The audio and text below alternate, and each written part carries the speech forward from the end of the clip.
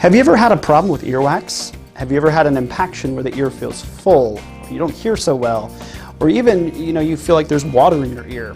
All of those could be symptoms of an earwax impaction. Have you been to a doctor's office or another medical group and they look in your ear and say, you got some earwax? Well, we want to offer a better and a different solution for earwax removal.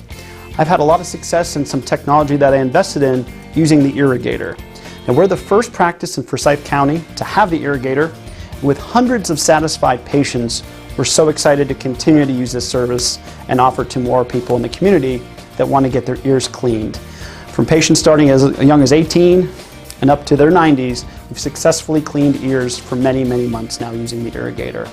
So please give us a call if you have any interest in learning more about how we can safely and effectively clean your ears in a better and different way. Thank you so much.